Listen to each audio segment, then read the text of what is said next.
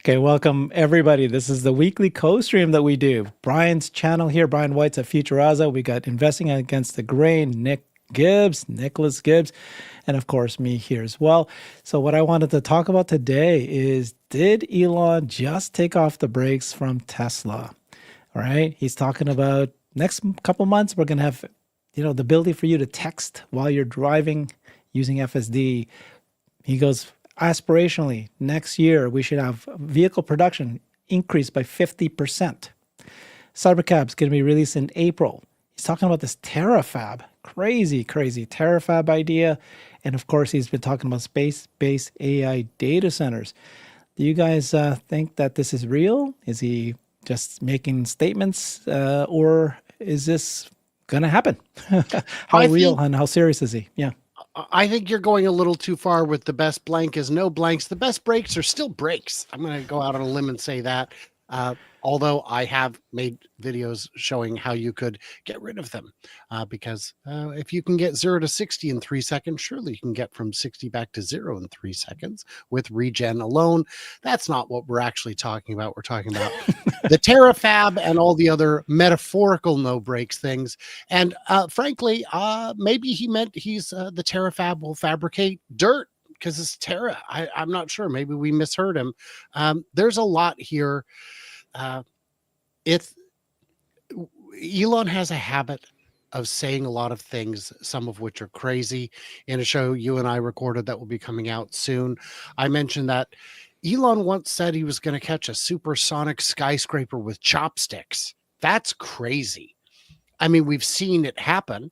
It works. It's a thing. And a lot of the things we're talking about are much less crazy than that. So anything's possible over a long enough time horizon, and the impossible is accomplished merely late. Well, so these things I listed, Brian, which ones do you think is going to happen? Let's say 90% chance it's going to happen, and which ones are like less than 50% chance? You got FSD texting by the end of this year, vehicle production 50% next year, Cybercab in April, terafab, and space-based AI data centers. I think all of them are aspirational. I think we could get texting by the end of the year. I don't know that if it comes in March or June, I'll still be very happy. It'll still be a game changer. And over the 10-year investment horizon, no one will remember which month it happened in. The terafab, I think, is a risky, dangerous idea. We're looking at just how complicated it's been for TSMC to get their factory up in Arizona. It's been very difficult, even though they absolutely know what they're doing. And then on some of the other things, I don't know. Vehicle production. 50%. The vehicle production up 50%. They would have to, I think, hitting 50% in 2026 is unlikely, because we would need to see the production ramp start really now, so that it could be fully ramped into next year. I think by the way, it can be up without hitting that, and I'd still be happy. Let me confirm that. I think when I read what he said, it might just have been that it's a run rate. Run rate by the end of next year? Very possible. Very possible. 2.7 million run rate, something like that. Whatever 50% is from 1.8, right? So another 2.7. Yeah. Very possible. Could be that the way I read it. Yeah. Okay. What's your answer, Nick? Is he just joking? Is he going to hit these? A. Yeah. Yeah. Select answer A. Yep. So it's not multiple choice. Oh. Dad jokes. I'm allowed now. Have you ever heard of something called Amara's Law? No, not Moore's. Okay. Mara? Amara? Amara. I say Amara. You say AMARAS. Amara's Law. You gonna tell us? Yeah. Please. So Amara's Law is a law that states that we tend to overestimate the effect of a technology in the short run and underestimate the effect in the long run. And I think that kind of ties in with a little bit of what Brian was saying, where it's aspirational. Will we get there? Yes, but nobody will remember what month. They won't care if it's like 4 months late. I think right now there's a good chance that we're overestimating a lot right now. I think as a Tesla community, if there's one big criticism that we should make on ourselves, it's our overestimation of things. I'm sure we are all guilty of it. Even when we think we're not doing it, I think a lot of times we are doing it. I constantly find myself reflecting on that. And this may be one of those. I think if someone like Ashok were to have said that, Ashok, it would hold a lot more weight, to be completely candid, than Elon saying it. And I think we would all agree with that. But Elon is notorious for pushing the boundaries, right? And he tries to push his team. And, there is a argument to be made that he needs to do that on these calls to set high expectations for his teams so that they strive for those high expectations. That's his style. But I'm with Brian. I think a lot of this is aspirational. Will we maybe get the ability to text in Austin? Sure.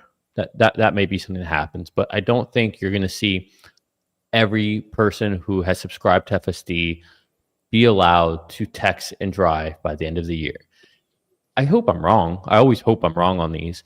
But again, these are Elon prognostications, not Ashok. And I think Ashok tends to be more grounded on, okay, how are we going to get there?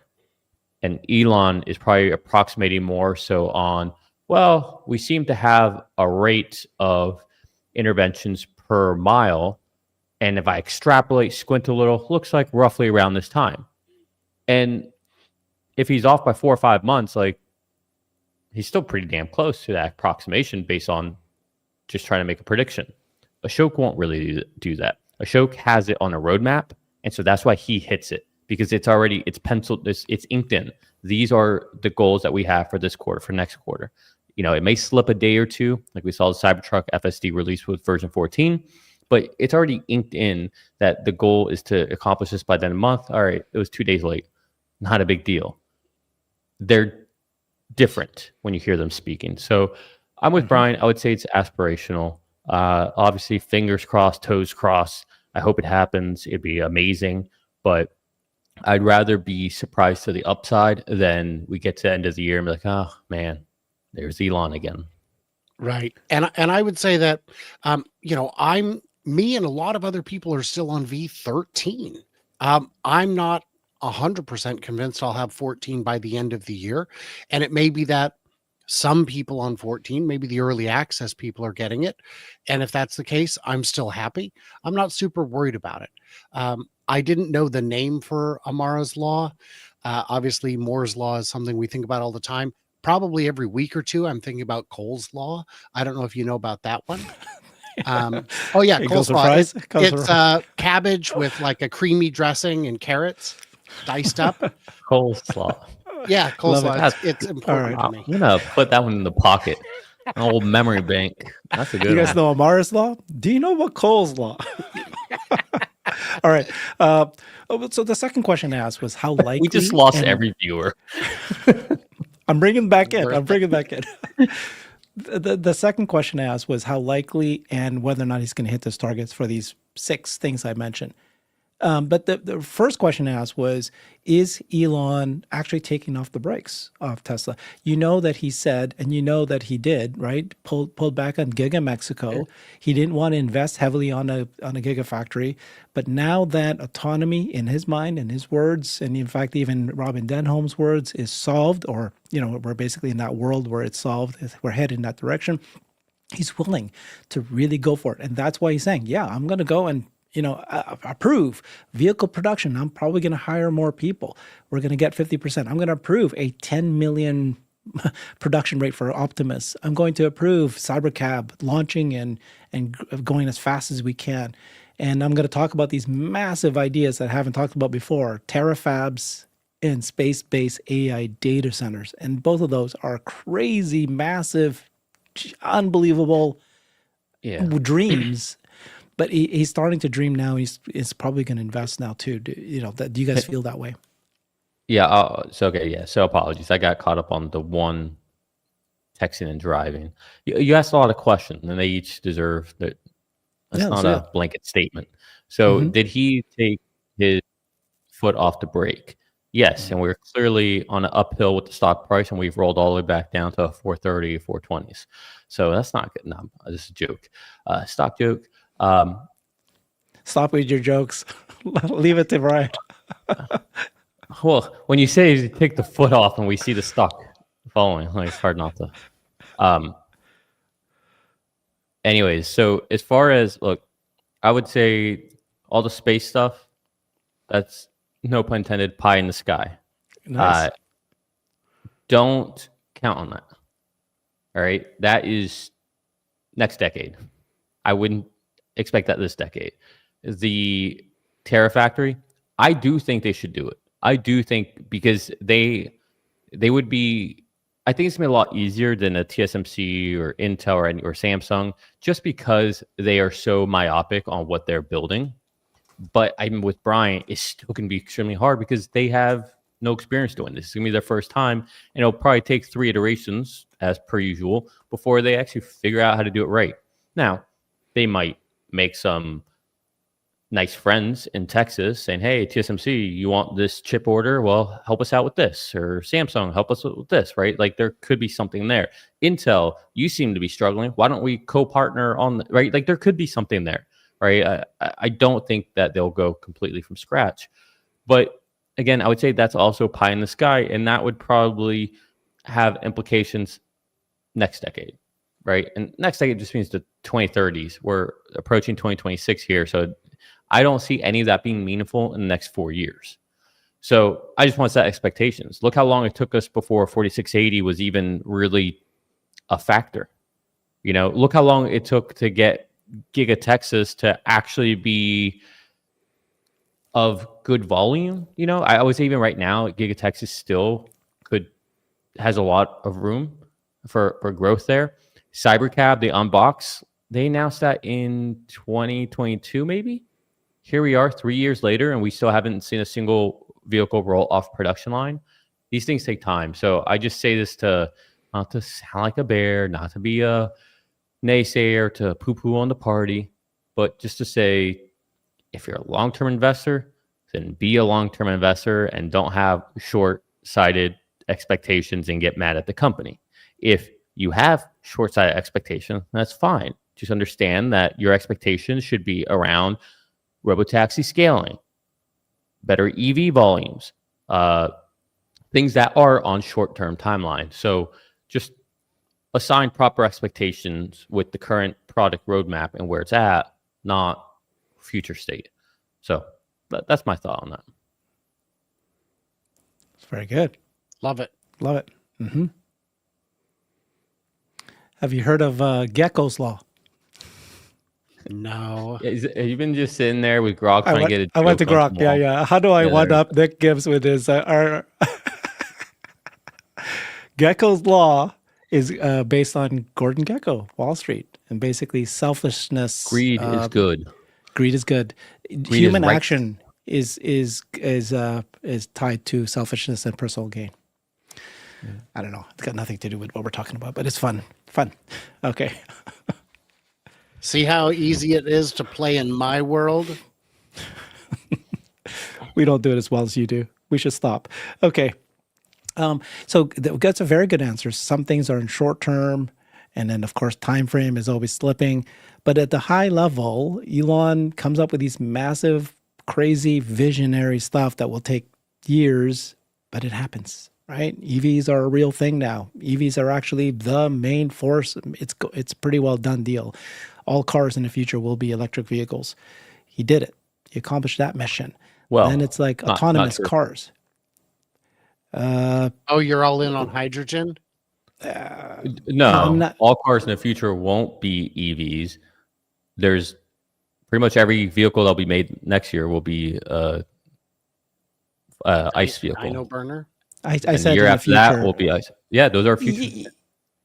No, I know that. I'm saying, okay, his goal was to make car production instead of ICE into EVs, and that's on its way. Not saying it's going to happen 5-10 years, but it's pretty well what's the writing on the wall.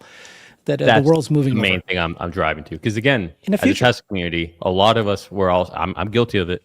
Thought Ford and GM would be bankrupt by now. I'm guilty of Yeah. it. I thought it. It's going to happen, but they are funded and they're fine. And yeah, people it has to change. It's not But that they're okay, funded.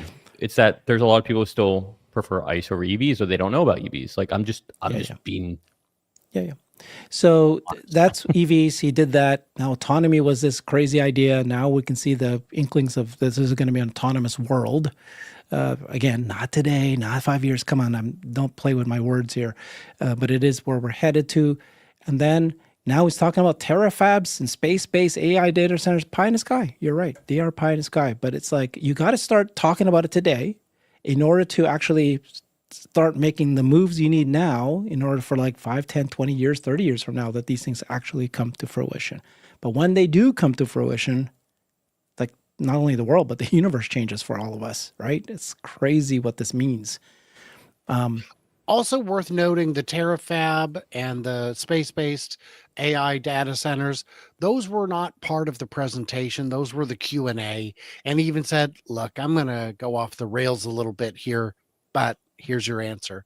So these weren't, part of the scheduled program, but they were kind of tacked on. And for that Great matter, context. we're not, I mean, should we also talk about uploading our consciousness to Optimus? Because that was covered as well. And Yeah. So you're thinking that terafab is more of a threat to Intel and the others versus it being a real deal? Opposite. I do. What do you think? I think it's Oh. I think it's a threat. Nick thinks it's a plan, is what it sounds like. Oh no, I think it's something that they should think about. Like I think it's part of the vertical integration story. And if you're gonna continue, like everything needs chips, right? Like literally everything in the vehicle has, I don't know how many chips, right? Like 40 different chips just for the Tons. vehicle. Yeah, I mean, like I can see where it makes sense from a vertical integration spot. And don't forget, we had the big bottleneck of chips not too long ago, and that kind of threw the whole building of cars into a frenzy. Remember, we saw all those Ford trucks just sitting there stocked up because they were waiting on some stupid little chip. And Tesla, luckily, were able to pivot and kind of rewrite the firmware for chips that they pulled kind of off the shelf. So not everyone can do that. But so to me, it stands reason to try to take as much in house, especially when you see a bottleneck, right? Like that was I think a lot of the impetus behind. All right, well, we're gonna start refining lithium. Yeah, because I was going to say that that became a problem. At one point, he just threw it out there at an earnings meeting. He said, gosh, if I were you, startups, I'd be doing lithium. Refining it is a huge business. And then eventually it was like, no one else is doing it, so I think we need to do it. And then he could have just been a threat to the, suppliers, or it could have been like, we need to do this. He also said that about nickel. He was also saying not everything. Clearly not everything. I'm just saying that, is a terafab. I would lean on the idea that it's more likely that he's actually going to do this versus or try to do it. I know it's very difficult. I'm not saying it's a done deal. We're going to roll in the money because of what I'm saying. He's taken off the brakes off Tesla. He's realized now that, my gosh, we have tremendous opportunity for robots, for cars, and AI data centers, which all require chips, and there's not enough. Samsung can't do it. TSMC can't do it. Intel, hey, if you move, you breathe, I'll buy everything you've got. But they've got other customers. And so he goes, okay, we'll need to make our own. And we need to make it in massive numbers. That's why I'm going to call it a terafab. And I'll use all of it. That's how big his vision has been. And now he sees a path to it. Again, I'm not saying it's going to be 100% chance that it's going to happen, but it always starts this way, right? You have a vision, you have a plan, and then we know Elon sometimes, more than us, makes things happen. Well, I would say that on all of those things, they didn't go into them unless they had an opportunity to disrupt them. With the lithium refinery, they've got new methods, new procedures, new processes that use less water, less energy. And that's why they thought they could do it. With the 4680, they had dry cathode, which hasn't necessarily worked out. Unless they have a disruptive tech, there's a reason there are so few companies that have cutting edge chips. And if the objective is to match today's benchmark, that's not going to help. That you need next gen stuff. And what we've seen with Dojo even is that these are very complicated processes and procedures. And I don't buy that there's not going to be enough. We know TSMC's got the new fab going up in Arizona, and others do as well around the world. I think it's more of a warning shot that if you don't do this, we will do as we've always done and step in and do it ourselves. Please don't make us do that. Yeah, I think that's a fair point, Brian, and you may be completely right. I think what I see though, like as far as to your point, like what is disruptive or differentiating isn't necessarily for everyone else, but for themselves, where they can really design to maximize efficiency and limit entropy on the design of the chips for their singular purpose needs. And I think the idea would be that itself is differentiating enough, because you can't rely on NVIDIA or Intel or anyone else. Now, to your point, okay, well, then design your own chip and have them build it, right? We see Amazon do that. Google does that. Microsoft does it, right? Lots of companies, Apple does that, right? Design your own silicon. Doesn't mean you have to build it. But I think that's where it kind of becomes like, all right, well, the margins on these are crazy. And if we built our own fab and we figured it what out. They sell to you. Yeah. Yeah, if we build our own fab and we can design our own chips, we can have faster iteration process. We can learn quicker, right? Because we're sitting in there literally in the lab, building, testing, quicker iteration. And we've got lots of potential customers. You got SpaceX as a customer. You got Starlink as a customer. You got Boring Company as a customer. You've got XAI as a potential customer, right? Like there's lots of customers, the Megapack sector, the car business itself is a business, and you've got the FSD component of it. So I think there's like lots of potential customers for it as well. But it is, I do think, like, honestly, I think that is more of a audacious task than data centers in space, personally, because data centers in space is not, I don't want to make it sound so trivial, right? But it's not too much different than putting a satellite up to space. Like you already have everything built. It's just a logistics question. Yes, I'm going to agree with Nick. As crazy as it sounds, we know that Starship will be able to launch a very large payload. And what is a data center in space but a large satellite? Satellites have solar panels and computers. That's what this is, just bigger. And we know what the chips would be because they already exist. But they need chips. They need chips. They need terafab chips. Yes. First of all, just a quick answer to what you were saying, Brian. Elon already just said it recently too. We don't have core competencies in anything, and then we decide we're going to get into something, we develop a core competency. So the fact that they haven't, I won't get into it unless I have something that's going to disrupt the market, they will find something that makes it work for them. And in terms of the numbers, the reason he's doing it is that Samsung can't produce enough. Intel can't produce enough. They can make 2 more factories, and that's not enough. Elon thinks that there's going to be billions of robots. And by the way, it's not just humanoid robots. It's anything with a camera and a chip can become intelligent, AI driven. I was talking to CERN about, James Dalman was talking about a video camera pointing at your pool. That can be made intelligent. Anything can be made intelligent. All of that will require chips and GPUs in them. So this is unlimited. And he's going, you know what? We need to do it ourselves. And not only when we do it, we need to do it in massive numbers. So I would say that the fact that they struggled with 4680 and struggled with Dojo should make clear that while nothing is impossible for Tesla and Elon's other companies, some things are prohibitive. Dojo could have continued moving forward. It just wouldn't have necessarily been cost effective and wise to do so based on developments from other players in the space. This is much, much harder than building a battery with a new cathode. But we'll find out, and it could be a threat. It could also be something on which they pivot. I've tried to caution people before on specifically single source rumors. I know a guy at Tesla, and he said this: you don't know if he's lying to you. I don't know if you're lying to me. And more importantly, that employee, even if they're telling the truth, doesn't know if that's still going to be the plan tomorrow, because Tesla is nimble and they're not afraid to change course when they can see they're going the wrong way. Like a steering wheel and brake and pedals. Nope, Stop. they went the right It's way. a joke. It's No, a they went. joke. No, you're right. They went the right way. So perfect. Farzad just texted me. He's like, "Hey, say this."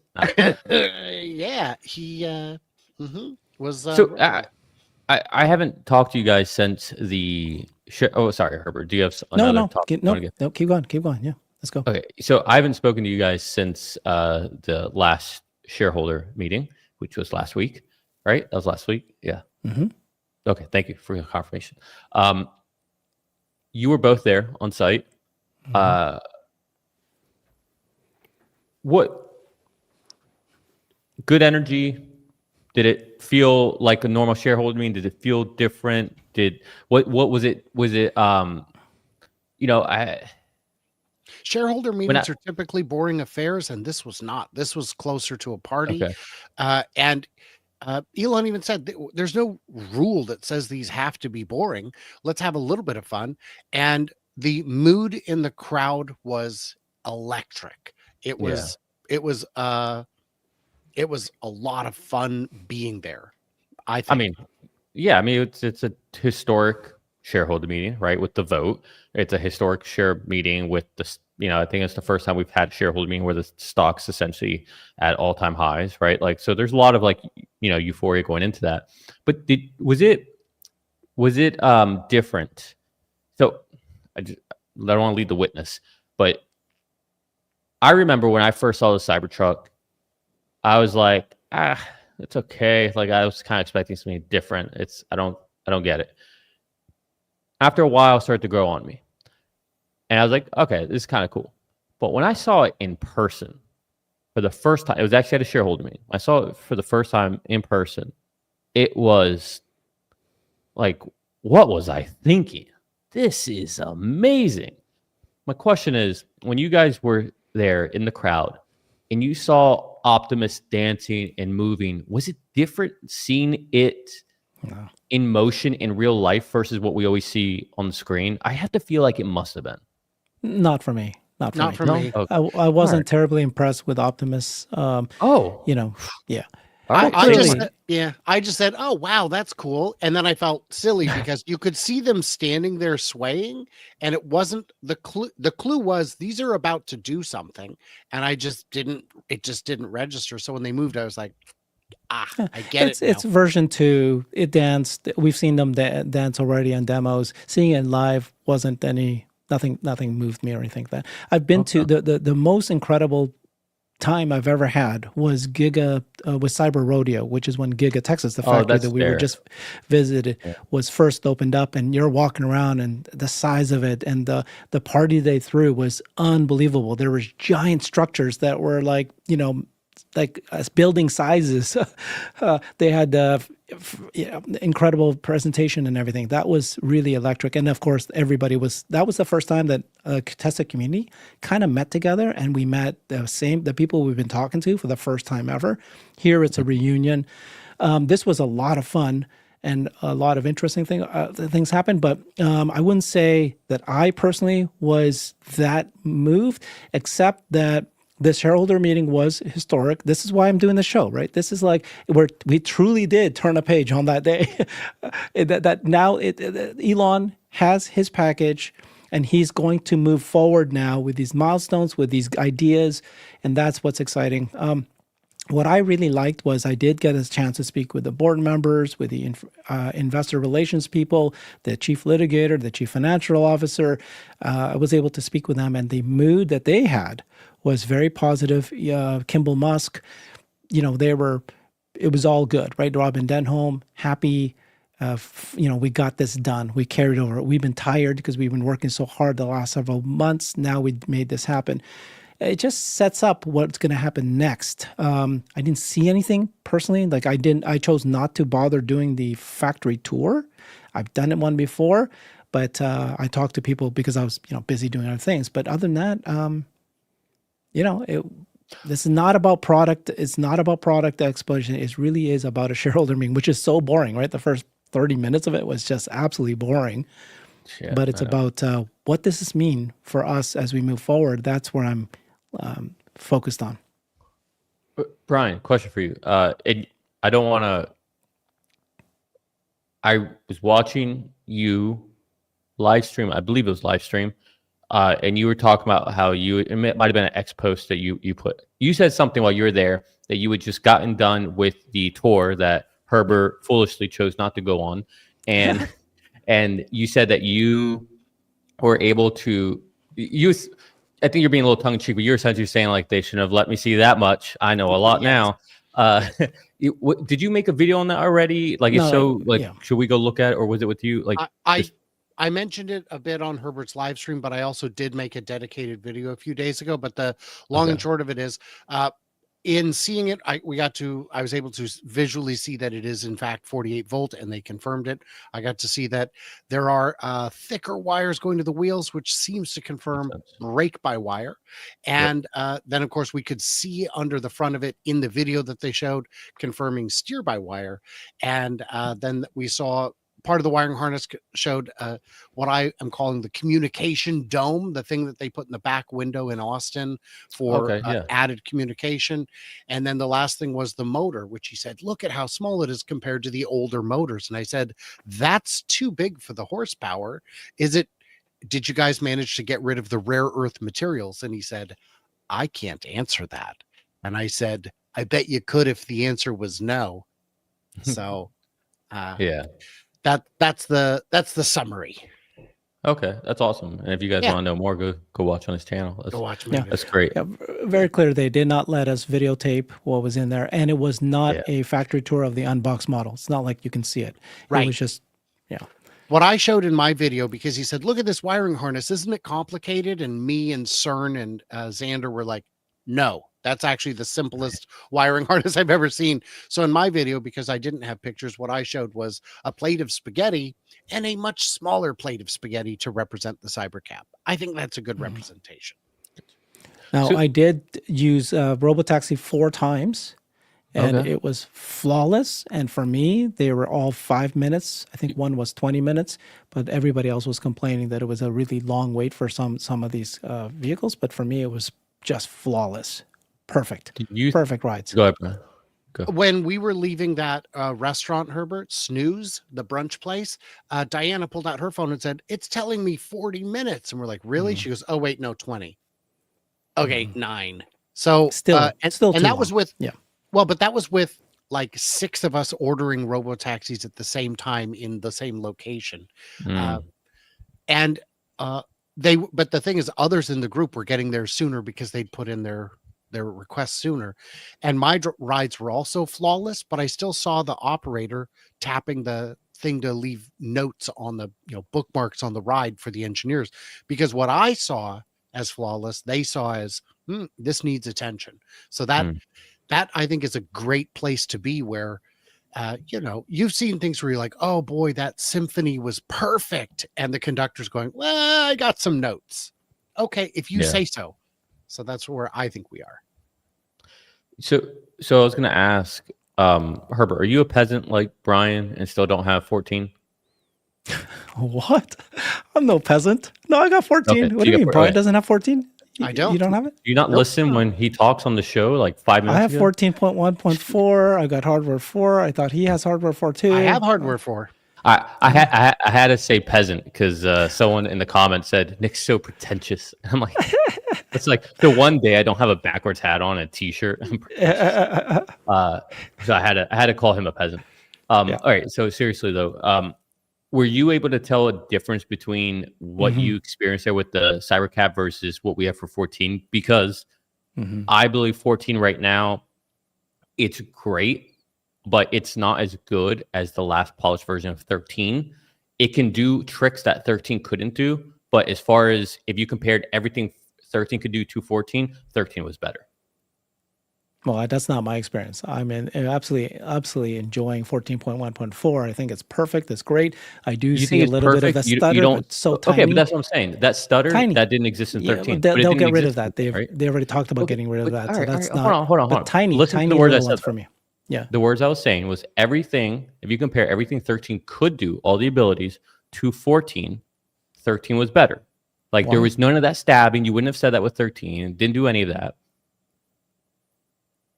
That's right? about it. I mean, I this car 14 understand. can park itself. It can go through Right. garages No, that I That's couldn't not do what before. It Nick's can go through talking my about. driveway that it couldn't do Right. Not what before. I'm saying. That's not You're what he's hearing what saying. you want to hear. Nick is saying, of all the things Comfort. that 13 did perfectly, 14 can't do all of them perfectly. 14's got new tricks, Except for but comfort. it's What unlearned. other things are you saying? No, that's the question. Yeah. So, Nick, I will tell you, I spent 90 minutes, maybe 2 hours with version 14 on a drive weekend before last, and it had some weird behavior, some stuttering, some uncertainty. The Cybercab did not, is my Okay, answer. so that's what I'm getting to, because I'm trying to understand if what we have is different than what's on the Cybercab. That's what I'm trying to understand. And if you've been on 14 long enough, like, it does a lot of new tricks, right? Like 13 couldn't avoid ambulances, wouldn't pull over to the side, it wouldn't park for me very reliably, wouldn't do any of that. But 13 was smooth operator. Like, I never once had to take over unless it was to park or at the end of my destination. It was smooth. 14, it has some moments like, oh, like, it didn't necessarily make a dangerous mistake, but a few times a car gets out of the way, quickly, and all of a sudden it falls right behind it, thinking that's going to run into. Like, okay, no, that's not right. So Where I've had are we going? yeah, exactly, yeah. Like, whoa. Yeah. But so that's why I was curious if the current vehicles are using a different software for the robotaxi network versus what we have. Robotaxi in Austin still had a couple very quick little stutter, which is what I'm experiencing now with 14.1.4. Now, these stutters, Elon already explained it, Nashok explained it as well. They're part and parcel of rolling out a brand new next gen kind of service. They'll clean it up. Crapping on it. I'm not saying anything bad about it. So for me, it's like it's a minor little thing that it's not like, oh, I prefer 13. There's no way I'll ever go back to 13, regardless of this comfort, because it's like a matter of a week, 2 weeks from now, and that comfort will be taken care of. You know why it's doing the stutters, right? It's like there's a couple of really good explanations of why it's doing that. One is that it actually has not better vision, but it actually can now understand so much closer that it can see cars going through the trees that it couldn't see before. It could actually see through windows now and see the gestures of the driver on the other car. So it's got a lot more to look at. And we think so. We don't know. We don't know, but these are examples of what they're saying. And now it can actually overreact. So it sees leaves or something like that, and then it will react to it. It says a little tweaking, and they'll get that out of the way. The way you just painted that as a feature, like now it can overreact. Yes, that's the point. It's not like this idea that, oh my God, oh look at it, there's leaves and it's stopping. That's so ridiculous. It recognizes there's leaves there, and B, that can be resolved. That's not an issue. They'll fix that, right? I agree. Yeah. So why is it doing it? Because it actually now recognizes that there's something there, as opposed to before, didn't even know something was there at all. Well, okay, but yeah, I hear you, and I agree with everything you're saying as far as like it's not a big deal. Like, don't make it a big deal, and I'm not making it a big deal. I'm not. I feel like you're getting offended with what I'm saying. No. But what I will say is the reasons why these things are happening, I don't agree with. Their opinions, people think that you're talking about are just everyday Joes who throwing out their opinion about why they think something happened. We don't actually know. It's not like Tesla came out and said, this is why these things are happening. This is why I paused for leaves, right? It might have actually thought it was something. It's not like, oh, we recognize leaves for the first time. It might actually be something that it thinks, and it's a wrong thing to think that. So we don't know. What Tesla did come out and say was what Elon said, which is, when we roll out a new software, it's always about safety first, and it's going to have these comfort issues, which we will then address in the next sub-releases. That's what this is, the comfort issues. Smooth and doesn't do jerks. I think these are comfort issues. So I got to address this real quick. There's a comment saying overreacting to leaves, it could cause a rear end collision, and no, it can't, because it knows what's behind it, even though you and I might not. It will not jam on the brakes and force a car to hit you any more than it will. I had a very tight turn, one of those weird turns where you have to look over your shoulder to see oncoming traffic. I took my eyes off the road for maybe a full minute, and it never beeped at me because the car knows what I can see. It knows what I'm looking at. It knows that I'm looking at traffic, and in the exact same way, stomping on the brakes for leaves, it understands the context of the entire road around it, not just the car ahead. And that's a misconception we need to clear up. So Well said. I hope that settles that.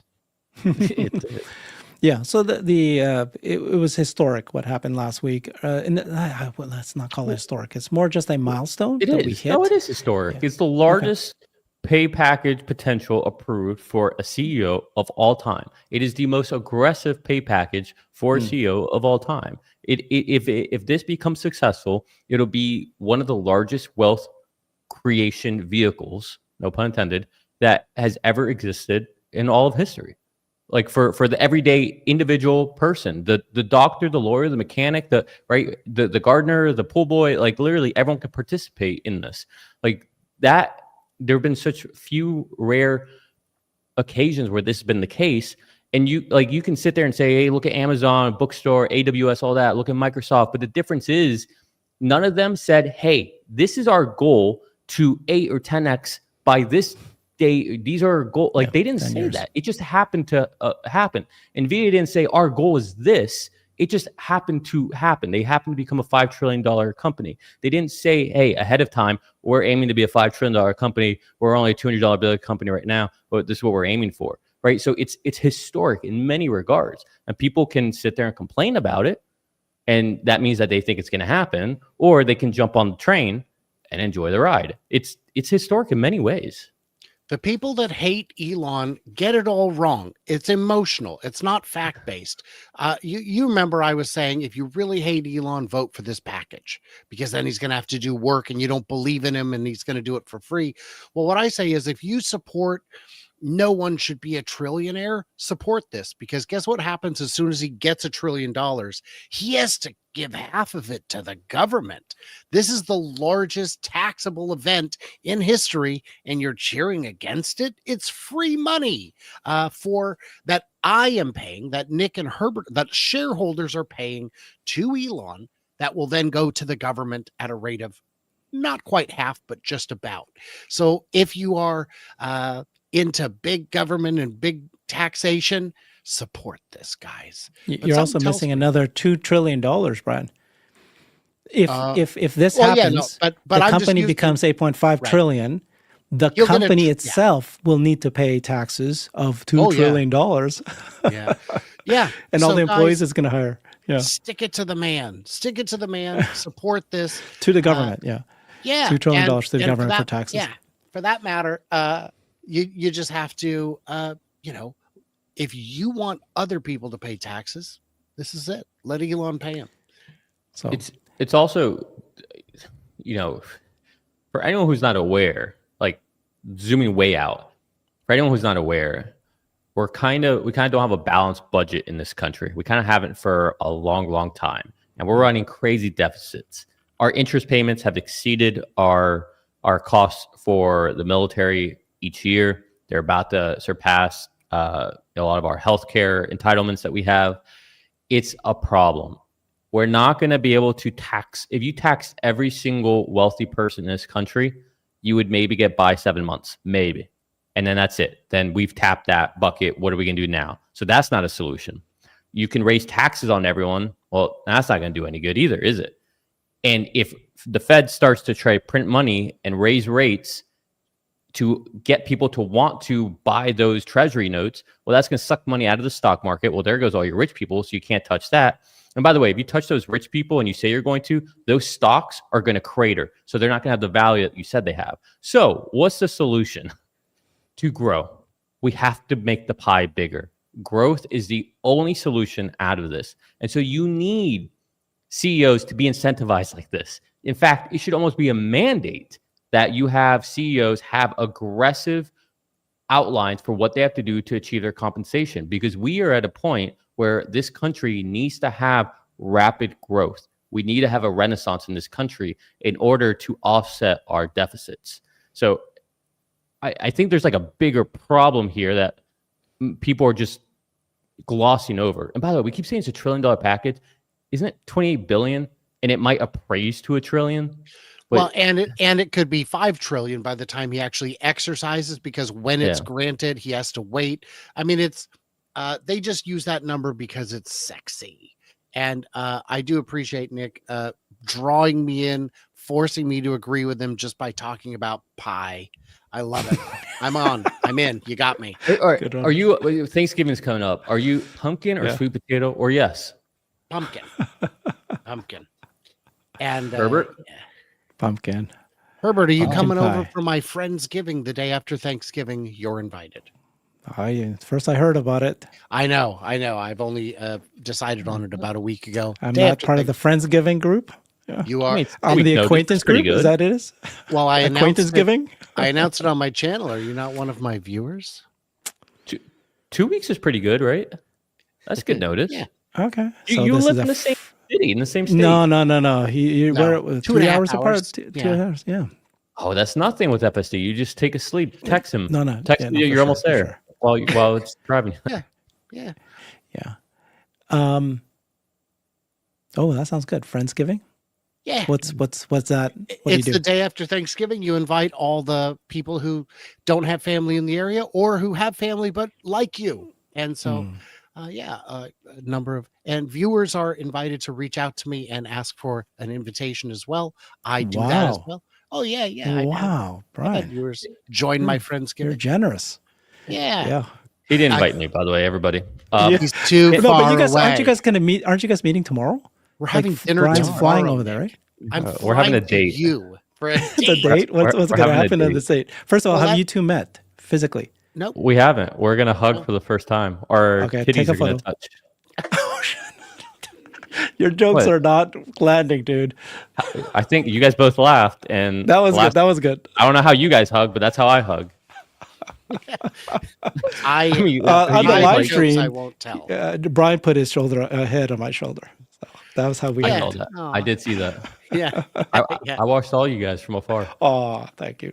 Thank you. I was actually live streaming, and I got bored with the conversation because we were just talking about Optimus and a video that Hans had just made, and I just watched the video, and then we were talking about. I'm like, all right, I just listened to the whole thing about this. So I was watching you, Xander stream you guys. Yeah. So I was watching you guys while I was on the live stream. I'm all for it. It worked out really nice because we had two cameras, Xander and then myself too. So it worked out Yeah. really nice. Yeah. It was cool seeing the different angles. Actually, you guys did a good job on that, and there's good connectivity versus during the Cybercab launch Yeah. or Rubber And there Tax was launch. and Xander was doing a great job of behind the camera wrangling in the next people. It was really well Yeah. done. What I need is a professional person to help me out because I've got all the right equipment. I got all the equipment and the gimbals and all that, but it's like, God, I need somebody who can actually. Xander, if you're watching, I think you are the best gimbal out there. I think you did a phenomenal job. Don't listen. He to does this a good guy. job. Yeah. You know what? It was funny because later I was like, God, that was tiring. And he looked at me and goes, dude, I had to hold a camera for 3 hours straight. Yeah, he was tired. It's like hold the camera like this. So can I trick you two into talking about the rest of the year? Yeah. Okay. What's to talk about? Cool. I'm curious to Yeah, see have you how heard of trick this? works. There's a law called Aramis law. Let me tell you about that though, because keep going. Amara's law. Amara's law. Okay. Yeah. So what are you excited about going into, say, by December 31st? Whether it's milestones with the company or FSD or Robotaxi or the stock or just in general, like what do you have to look forward to realistically between now and the end of the year? Right? What's the, we tend to have like a Santa Claus rally to the end of the year, right? We tend to see this. Last year it didn't happen until 2 days after Christmas. But so I'm curious, like, what do you guys see? What are you guys hopeful for that will be like, look at this thing happening? Or what's the boost for Tesla? Or what just in general, what are you guys excited about for the rest of 2025 as we close out a, arguably very fascinating, interesting, entertaining, but epic year? Q4 is seasonally a strong quarter for deliveries. I'm expecting to see a good quarter for deliveries. I'm expecting to see the end of the wave of Model Y's refresh. 1 year is quite enough for that. They should be able to start smoothing it. And I'm looking to see some strong numbers for YL out of China. It'd be nice if we could get some new news before the end of the year, but I don't expect it. We just had the shareholder meeting. I think they're going to hold off on new announcements until maybe the the first month of next year. So production deliveries should be very strong. We will see new mega pack numbers. We'll see new deployments. We won't see it in the month, but it'll happen in the month. And then in addition to that, I guess, we'll see over the next 6 weeks, Semi-Factory getting wrapped up, because right now they are at, as Zangler, the drone pilot, put it, max Q. If you look, the parking lot is full. The equipment is everywhere. There's people packing it inside all day.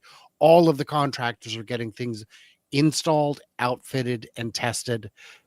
So those are probably the things I'm most excited about over the next, because again, I'm not confident I'm getting text and drive. I'm hopeful I'm getting at least 14, but we'll see. Awesome. Yes, Those are great, exciting things. I'm not looking forward to anything new to come in the end of this year.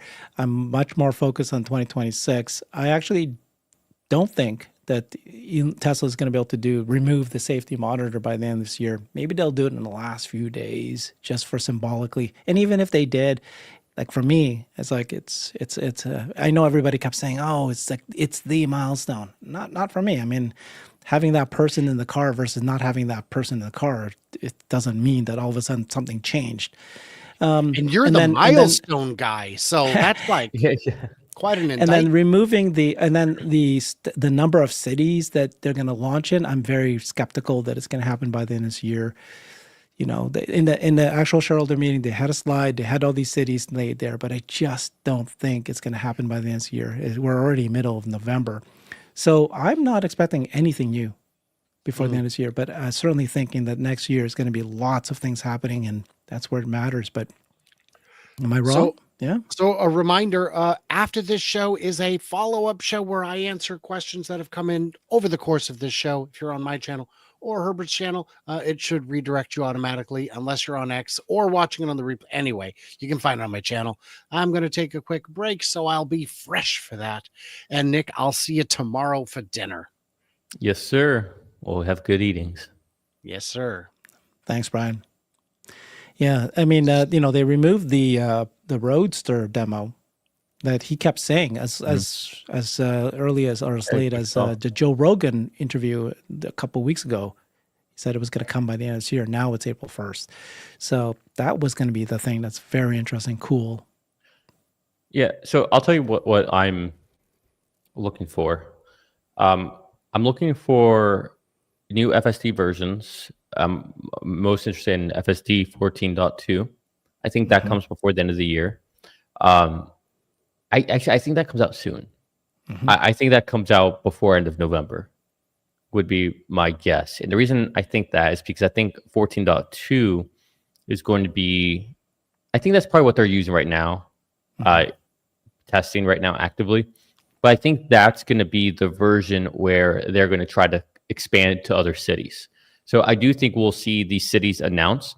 It'll probably be small scale, Herbert. It'll probably be like 10 or 15 vehicles, same way Austin was. And they'll have safety drivers, just as, Elon had mentioned on the earnings call, for about 3 or so months, maybe 6 months, who knows. But I think all that will happen this year. And I think that'll be very bullish for the stock. I actually think that I don't know why, but it seems like there's good momentum, good energy going towards buying EVs again.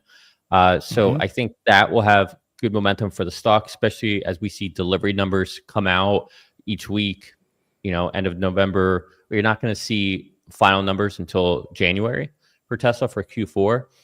And then I think in general, the market itself it's assuming the market advances. I mean, we've had kind of a sell-off here for the past week and a half, you kind of say. We've had about a 3 to 5% correction on the stock market. And I think we run into the end of the year. And so I think that plus all those other things I mentioned will buoy Tesla up there. Um, Obviously, none of this financial advice, could be wrong. Don't really know anything, but I'm pretty.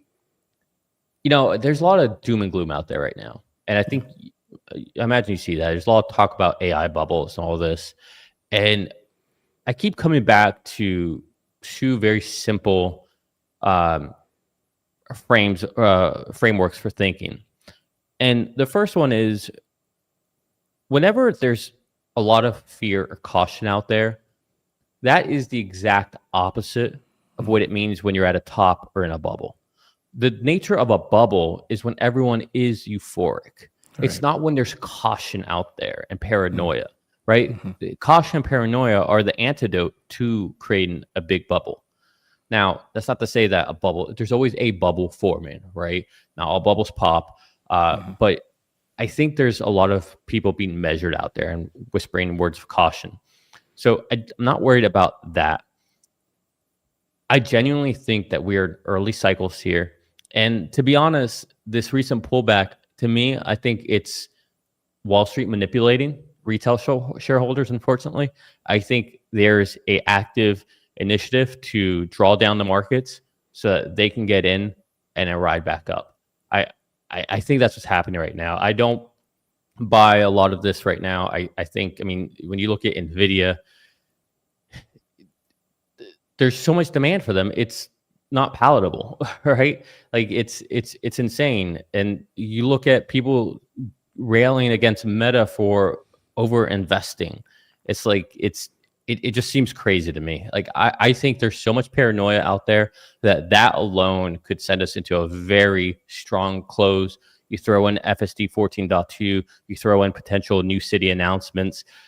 I think we're gonna have a good end of the year. And I stick with my point. Why would I change now, right? It's been a whole year. I still think we hit all-time highs and 500 by the end of the year. 500 by the end of this year. Yeah, I was going to ask you that.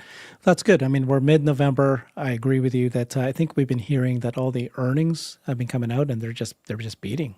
Everybody's still beating across the board. So, they're beating, but the stocks are taking a hit, which is interesting.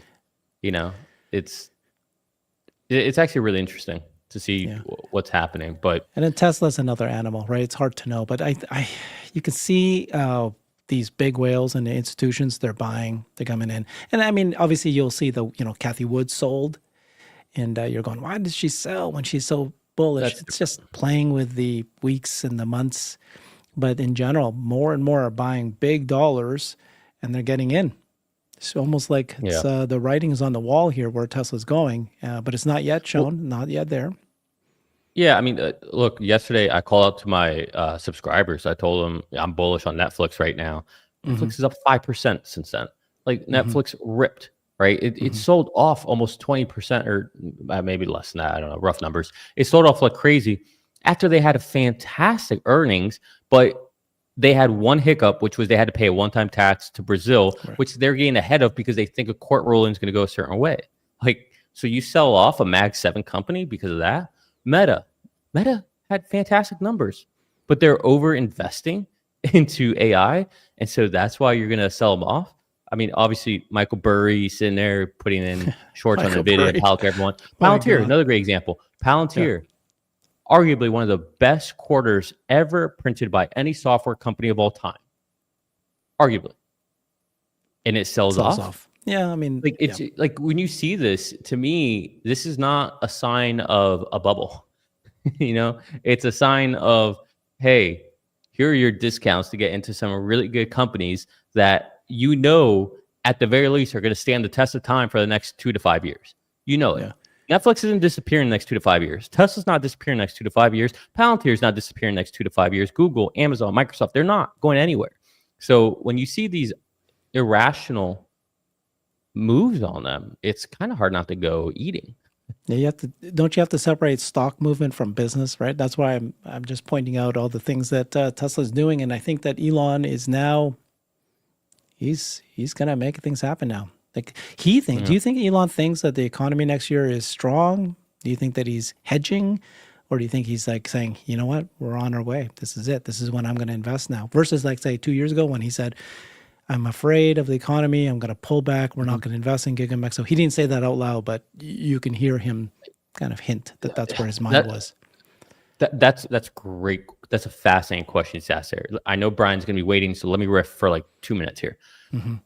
AMD CEO was on Squawk Box this morning, and they were asking her, which is kind of inappropriate, but they're asking her what happened with Intel, what's going on with Intel, and she kind of worked around the question, sidestepped it, but she was talking about technologies reaching a certain inflection point, right? And in many ways, a lot of these companies, when technology gets to a certain point, you are no different than somebody who's investing in Tesla in 2012 or Palantir when it was $20 a share. You have to make a decision, and you have to think that you can see what's going to happen next and what's going in the future. You have to have a point of view. You have to draw a line in the sand.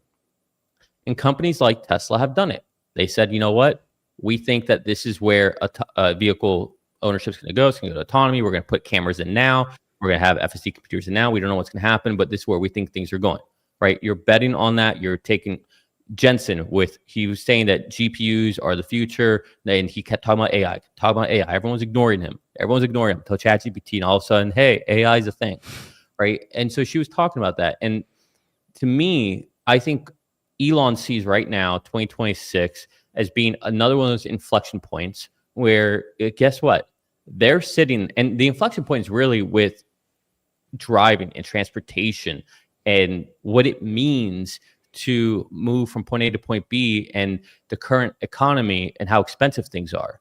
And so I think he sees this inflection point between everything's too expensive, people don't have buying power, vehicle ownership, insurance, maintenance, all that, it's just a useless asset. If you really think about it, it's not an asset, but it's just constantly costing you money. And here I am with this technology that can disrupt all of that. And I think he sees that convergence of all this. So think about it. Yes, you may still decide to own a car. You may decide that. But think about the people who are struggling. All the people who were rallying against Congress about SNAP benefits and all that. Imagine, assuming they have a vehicle and they're not riding the bus and have to walk in the rain or at night to sit there at a bus stop where you tend to see a lot of homeless people on drugs sitting there.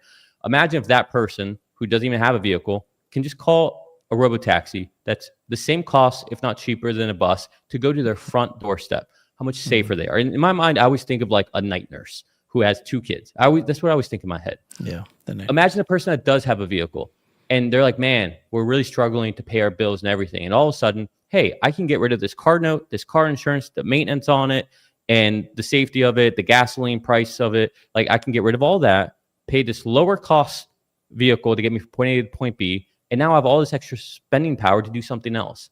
Yeah. He's meeting the moment with a technology that can disrupt and meet people where they are financially. And so this may not be as big of a deal for people like you and me who we can afford our cars, and it's not that big of a deal. And yeah, insurance goes up. Okay, it's annoying. I don't like paying more for anything, but whatever. It's not going to change our way of life, right? We're still going to go to that dinner we want to go to. But there's so many people that it's a huge difference in their life. And so he's able to touch the masses with this technology that fundamentally gives them buying power back. And if nothing else, it gives them the choice. They have the choice now. So, and it's not a choice like, well, I could ride the bus and it takes me 15 different stops before I get to my destination. And it's a little janky, a little scary, and I have to walk over there. And it's not like that's the trade-off. So I think he's really excited about where they're at in the technology. That's my working mindset right now with Tesla. Yeah, that's beautiful. Nicely said, Nick. We're at an inflection point. This is it. Yeah. Well, that's a nice wrap up from where we started at the beginning. That was the real answer that we were looking for.